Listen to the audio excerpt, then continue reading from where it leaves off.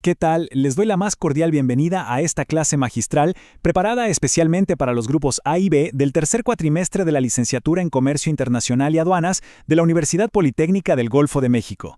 En este análisis para la asignatura de Geografía Económica Internacional, bajo la guía de la docente Lorena del Carmen Juárez García, vamos a sumergirnos en un tema que honestamente es absolutamente fascinante: los modelos teóricos para la evaluación del espacio. Fíjense, la geografía no es solo un mapa con líneas y fronteras. Es una fuerza invisible, casi como la gravedad, que dicta cómo se equilibran los mercados, cuánto nos cuesta mover un producto y al final del día si una cadena de suministro global sobrevive o se hunde. Así que prepárense para descubrir la lógica detrás del espacio. Nuestra ruta de hoy tiene 5 paradas rápidas. Empezaremos viendo qué rol juega el espacio en la economía, y de ahí daremos un viaje por 3 modelos históricos clave: el agrícola de von Thunen, el industrial de Weber, y cerraremos con la teoría de lugares centrales de Christeller y sus famosas mallas hexagonales. Arrancamos entonces con nuestra primera sección: el espacio en la economía y los fundamentos de la localización. Bueno, para entender las teorías de localización hay que cambiar un poco la perspectiva. El espacio físico no es solo un escenario pasivo donde pasan las cosas, para nada. Es una variable económica superactiva. Actúa como una barrera gigante entre la fábrica que produce algo y el cliente que lo consume. Y claro, esa separación física significa que los precios no pueden ser iguales en todas partes, van a cambiar dependiendo de la distancia. Además, estas teorías nos explican un truco buenísimo llamado beneficios de aglomeración. Básicamente, es cuando las empresas se amontonan unas cerca de otras y cerca de sus clientes para ahorrar lo más posible en los costos de distribución. Es pura estrategia. Ahora, imagínense que tienen que decidir dónde establecer una nueva aduana o un gran centro logístico. Es como armar un rompecabezas bastante complejo. Tienen que evaluar cosas muy concretas. ¿Qué tan buena es la infraestructura de transporte y comunicaciones ahí? ¿Realmente hay demanda para ese servicio? ¿Cuáles son los flujos económicos que ya existen y qué otras actividades se están realizando en ese espacio? Para quienes se preparan en aduanas y logística, esto es el pan de cada día. Tienen que equilibrar todas estas piezas para trazar rutas que de verdad sean rentables, porque al final todo se reduce a optimizar tiempo y dinero. Y claro, esta forma de pensar el espacio no nació ayer, ha ido evolucionando paso a paso con la historia. Empezamos en el campo, con Johann von Thunen, allá entre finales de los 1700 y mediados de los 1800. Luego, boom, llega la revolución industrial a principios de los 1900 y entra en escena Alfred Weber para explicarnos dónde poner las fábricas. Finalmente, en 1933, Walter Christeller lleva todo esto al siguiente nivel analizando los servicios en las grandes ciudades. Es decir, pasamos de cultivar la tierra a manejar redes urbanas supercomplejas. Con este viaje en el tiempo en mente, entremos a la sección 2, el modelo agrícola de von Thunen, o lo que podríamos llamar la logística de la tierra. Von Thunen se dio cuenta de algo vital. No cuesta lo mismo transportar diferentes tipos de productos. Piensen, por ejemplo, en un camión lleno de tomates que son bienes perecederos. El costo de transporte por unidad es muchísimo más alto porque hay que llevarlos al mercado de volada antes de que se echen a perder. En cambio, si transportamos madera o granos, que no se echan a perder tan fácil, el transporte es más barato y no hay tanta prisa. Esta simple diferencia significa que si produces bienes perecederos, tienes que instalarte geográficamente casi al lado de la ciudad. Pero si produces bienes duraderos, te puedes ir mucho más lejos. Esto literalmente dicta cómo se dibuja el mapa agrícola. Y el corazón de esta idea de von Thunen es un comportamiento humano muy pero muy básico. Dice que los individuos siempre tratan de resolver sus necesidades en su entorno más inmediato para desplazarse lo menos posible.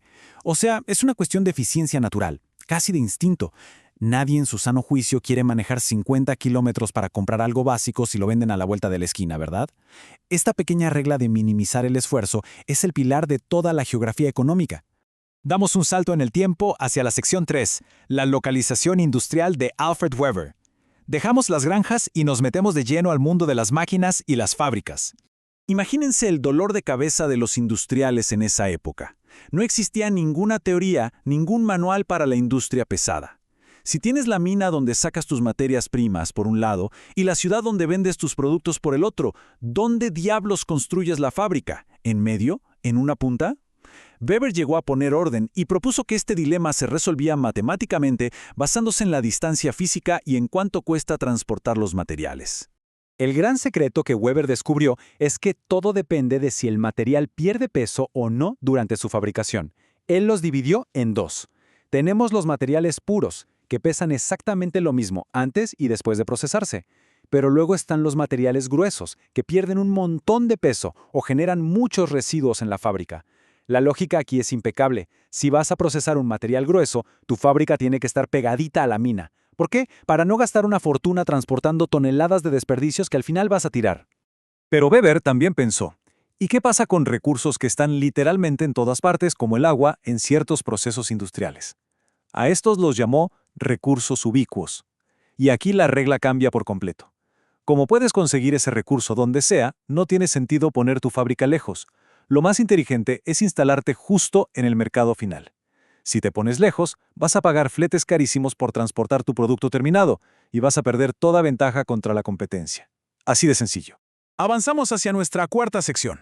La economía siguió creciendo, las ciudades también, y en 1933 llegó Walter Chrysler con su famosísima teoría de lugares centrales. Para agarrarle el hilo a Chrysler, hay que entender este concepto a la perfección, un lugar central. No es cualquier pueblito, es un núcleo, una especie de ancla, que ofrece bienes y servicios especializados a una región enorme que lo rodea, mucho más grande que la ciudad misma. A esa zona gigante que depende de la ciudad se le llama región complementaria. En términos económicos, la ciudad existe para darle servicio a toda esa gente que vive en las afueras. Ahora, para que su modelo funcionara, Chrysler tuvo que imaginar un mundo perfecto, como en un laboratorio. Creó estos supuestos teóricos. Imaginó un espacio isotrópico, es decir, completamente plano, sin montañas ni ríos que estorben. Imaginó que la gente y el dinero estaban repartidos de forma exactamente igual en todas partes. En este mundo ideal de Chrysler, lo único que hace que algo sea más caro es la distancia, por culpa del transporte. Por pura lógica económica, cualquier persona siempre va a buscar el lugar central que le quede más cerca para gastar menos. Y esta búsqueda constante de lo más cercano crea una jerarquía que parece una escalera. Funciona así. Para tus necesidades básicas vas al pueblo, que es el primer nivel. Pero si necesitas algo un poco más especializado, subes al segundo escalón y viajas a la cabecera municipal. Si requieres servicios aún más complejos, vas a la cabecera regional y para cosas sumamente especializadas, terminas en el área de influencia de la enorme capital regional. Todo está perfectamente escalonado según lo que se necesite. Y así es como llegamos a la joya de la corona, nuestra quinta y última sección, las redes y mallas hexagonales. Aquí es donde la teoría se convierte en pura geometría visual. Vean cómo se arma este rompecabezas. Primero, alrededor de cada ciudad se forma un círculo de influencia comercial. Luego, para que la gente no tenga que viajar tanto, estos círculos se van acercando hasta que se tocan. Pero hay un problema. Si pones puros círculos juntos, te van a quedar huecos en medio, zonas muertas donde nadie da servicio. Entonces, para tapar esos huecos, los bordes de los círculos se expanden y se intersecan, cortándose unos con otros. Matemáticamente, cuando haces esto para cubrir todo un mapa sin dejar espacios vacíos, se forma una espectacular red de hexágonos. El hexágono resulta ser la forma geométrica más eficiente para distribuir el comercio. Una vez que tienes esta increíble malla hexagonal cubriendo todo el territorio, se rige por tres grandes principios organizativos. El principio de tráfico, que hace que las rutas de transporte sean las más rápidas y baratas. El principio de mercado, que asegura que los bienes lleguen a todos de manera eficiente. Y el principio administrativo, que le permite a las autoridades controlar bien la zona. Estos tres pilares son los que mantienen toda la región funcionando en perfecto equilibrio. Y bueno, para ir cerrando este análisis del espacio hay que llevarnos una reflexión importante. Acabamos de ver cómo las distancias de las granjas, el peso de los metales y la geometría de las ciudades dictan las reglas del juego. Así que, para quienes se perfilan como líderes en el comercio internacional y la logística aduanera, la gran pregunta es: ¿cómo se aplican hoy estas reglas de Thunen, Weber y Chrysler al comercio electrónico y a los megabuques de carga? Porque aunque la tecnología avance, dominar el espacio sigue siendo, literalmente, dominar el mercado. Ojalá este análisis les haya dado unas buenas herramientas estratégicas para su futuro profesional. Nos escuchamos en el próximo análisis.